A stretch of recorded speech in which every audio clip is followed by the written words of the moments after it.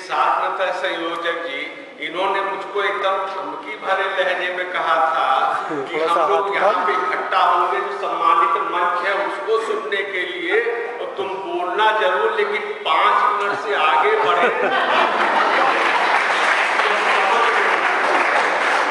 बड़ा संकट। स्वामी जी कह के गए कि आत्मा परमात्मा के संबंध को समझ लोगा तो जीवन भय मुक्त हो जाएगा। मैं यहाँ मंच पे भय युक्त होकर दूसरा संकट देखा। हम लोग यहाँ बैठे हैं शिक्षक वर्ग, ये सब लोग 45 मिनट बोलने का अभ्यास करते हैं। मंच पे आए तो 45 मिनट क्लास में अभ्यास है, और मंच और माइक मिल जाए तो सुहागा। लेकिन उसको कहना कि 5 मिनट में बात करना करो, बिल्कुल सजा। लेकिन उस पर विश्वास रखिए कि मैं कम बोलकर अपने को सजा दे दूंगा, लेकिन अधिक बोलकर आप सजा नहीं देना। मुझे केवल स्वामी जी ने क्या लिखा, बहुत कथा लिखा, बहुत जीवन भर के व्यक्ति सन्यासी समाज के चलता जो नहीं कहा, बस केवल उसी को बात करके बात शुरू करूंगा। प्रसंग आता है, मैं खुद की आस्था और मैं मानता हूं ये प्रसंग सत्य है कि मां कायनात से साक्षात्कार उनका हुआ था। मैं मां ने कहा कि बेटा तुम्हें क्या चाहिए मांग, कि मांगने का अवसर।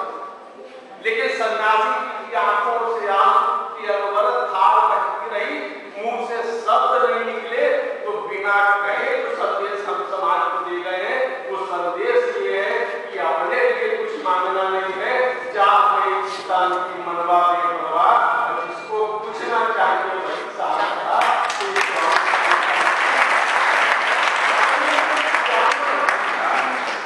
लेकिन समाज के लिए जीना है, मानवता के लिए जीना है। ये इस प्रसंग से जो काली माता का प्रसंग है, इस प्रसंग से इतना बड़ा संदेश दिया है। अभी हमारे विद्वान वक्ताओं ने कहा शिकागो की चर्चा, विदेश जब पहली बार गए स्वामी जी तो जैसा सम्मान मिलना था नहीं मिला, लोगों ने उनकी तरफ ध्यान नहीं दिया। स्वामी जी के मन में विचार आया होगा, बिना कहे वो व्यक्ति चिंतन कर रहे हैं सम्मान क्यों नहीं मिला, क्योंकि हम गुलाम देश का प्रतिनिधित्व कर रहे हैं, इसलिए सम्मान नहीं मिला।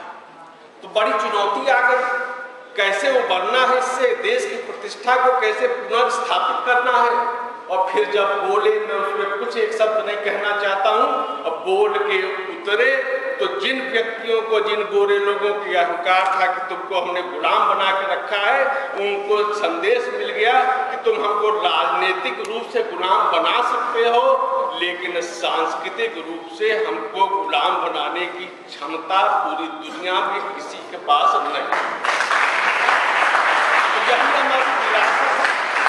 और इसी विरासत को समझना होगा, इसी को स्वामी जी ने पुनर्जागरण के रूप में स्थापित किया, संदेश दिया।